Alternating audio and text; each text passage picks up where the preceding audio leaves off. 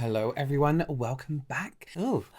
Thank you so much for joining me and happy Monday. Here we are with another ghost stories and makeup video. If you want to send me your ghost stories, you can send them here on this email address and I will get round to reading them. You can send me a written story, you can send me your voice, you can send me video if you want to record yourself saying it, whatever you want to do.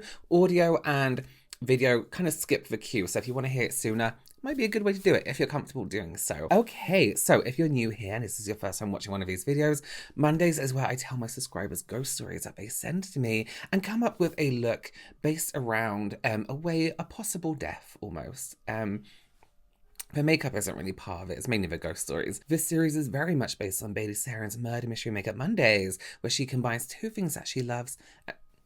Can you love murder? That you're into. And I'm doing the same right here with a paranormal and makeup. So it isn't always ghosts. It can be aliens. It can be whatever. Shall we just get into the stories? Today's way of dying. Let's do drowning. Why not? I drowned in water. The human enemy that is water. Okay, let's just do that. I don't know. Okay, let's get straight to it. I say that like 3 minutes in. Our first story is called Evil Bob Marley in the Attic. Hi Robert, I just wanted to say that I love your videos and your personality. I think you are super entertaining and funny. Thank you so much. Now, on to the story.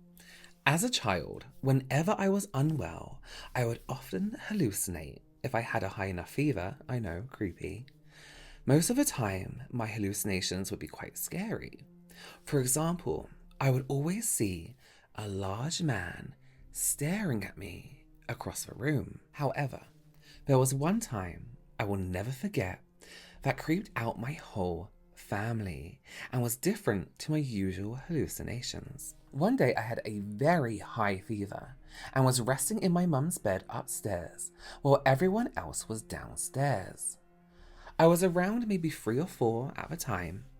It was midday and bright outside and I couldn't seem to take a nap. As I lay there, I vividly remember a weird man with locks who kind of looked like Bob Marley climb down from the attic, which I could see clearly from where I was lying down. This man was scary and evil looking, and he slowly began to walk over to me with his fingers on his lips, as if to tell me to be quiet.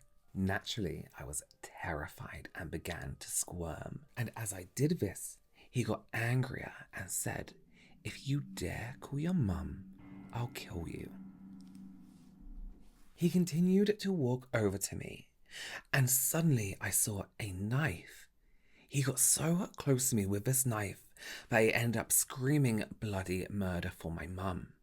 My mum rushed up the stairs as I wept and suddenly he was gone. I told my parents what had just happened and forced them to check the attic. I believe that man was living up there and would come back for me later. They checked the attic and there was no one there.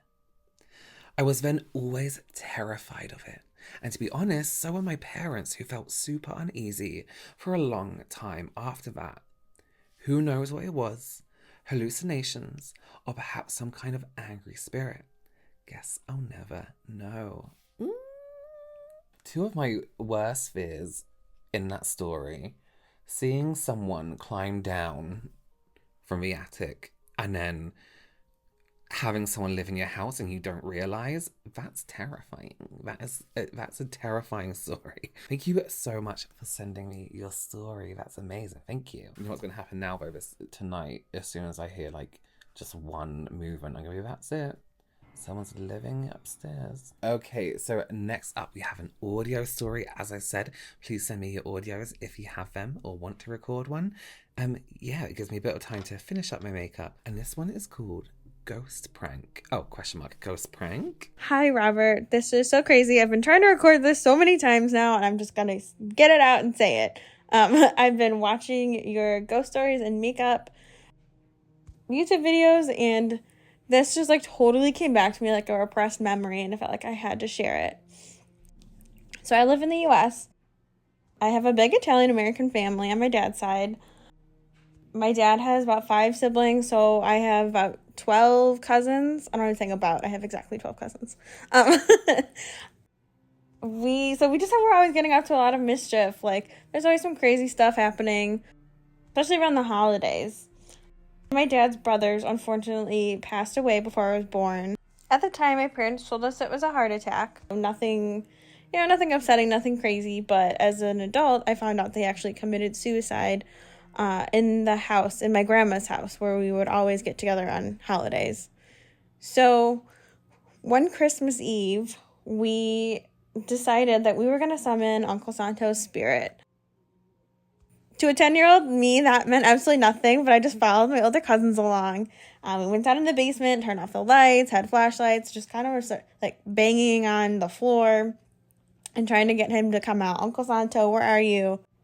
Nothing happened, so we kind of just sighed and said, okay, don't tell your parents that this happened. Turned on the lights and went and sat back down and said, what are we going to do next? Well, as soon as we sat back down and it was a little quiet, the closet doors that lined the back of my grandma's basement flew open. All the Halloween decorations that were stored in those closets flew out at us. I swear that I heard a little laugh, but no one has corroborated that since. We obviously freaked out. We ran upstairs. We said, don't tell your parents. And then we kind of just forgot about it. No one's really talked about it. I remember telling my dad about 10 years later and told him what we were doing, all the goofy stuff. And he said, his face went pale, but he said, oh yeah, that was just us jumping on the floor trying to scare you guys. But the thing is, this is a really old house. And jumping on the floor doesn't rattle anything in the basement. Jumping on the floor upstairs doesn't make anything in the basement move. So we like to think that it was my uncle playing a little prank on us. We were always told that he really liked to play with his nieces and nephews and was really goofy. So now looking back on it, I'm less terrified and a little bit more comforted. I've never talked about it with my cousins. Maybe that's something I can bring up on Christmas this year. But yeah, that was just something that I was like, oh my gosh, I totally have to share. My grandma's house we've since sold it. But there was always, a little bit of a spooky feeling in certain parts of the house. And not spooky in a terrifying way, but in kind of like a, hey, I'm here kind of way. So I'd like to think that that was my uncle. Well, thank you for listening to my ramblings. I really hope I get to hear this someday. That would just make my life. Thank you for all the work that you and your brother put into your videos and, all the knowledge you guys share. I really love to geek out watching your videos, show them to all my friends. They really get me through my work days. I work from home, so I'm stuck here and I get to hang out with you guys all day, and that sounds like totally dorky, but that's all right. I hope you have a good day. I love that. Thank you. That's really kind. Thank you so much. And what a great story. Yeah, I agree. I think it's your uncle playing a little joke on you, especially like to have all the Halloween decorations like fly out. Listen, I said I drowned, but I drowned in fire. Because I wanted to use this. Yeah. Oh, amazing story. Thank you so much for recording that and sending it in. I'm just going to do a little something and I'll be right back. Okay, so let's go ahead and read our next story. It is called Evil Presence Comes Back. Hi Robert, I love you and your content and watch this series religiously. Thank you so much. When I was younger, I used to sleep with my phone under my pillow. One night, I had a nightmare and woke up to check the time. Of course, it was 3 a.m. The next day, I had completely forgotten about it.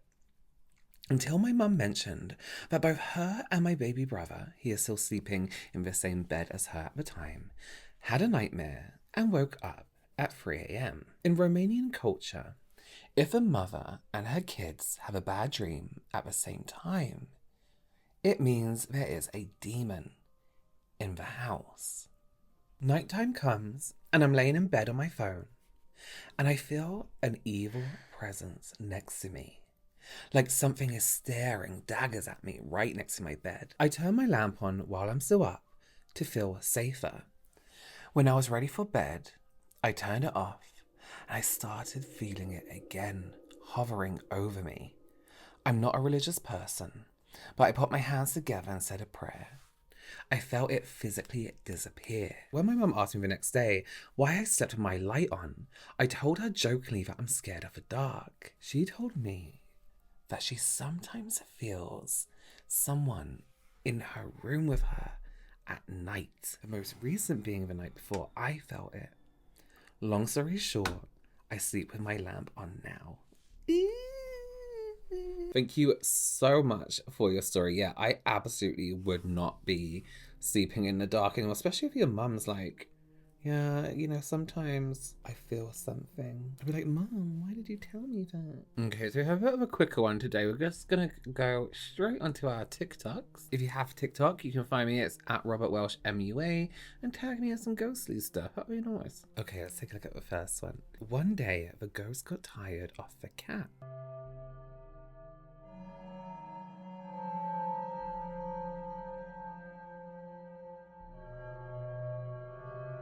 That cat was like flying a little bit, right? Oh my god, poor cat. You know what? I would be really pissed. If a ghost was in my house and touched my dogs, I'll be pissed off. Okay, let's watch the next one. While FaceTiming his friend, this person captures a poltergeist right in front of his eyes. I literally hate you, bitch. How the fuck do you expect to make money, Julie, if you don't like to work? Julie, my door just fucking opened. What? No, stop. What the fuck? What the fucking fuck? Bitch, it's not even that late. Kevin's not home from work yet. What the hell? My god. What the fucking... Oh. No. Oh! No. Oh my god, oh my god, oh my god, oh my god, oh my god. What the Julie, you're fucking lying.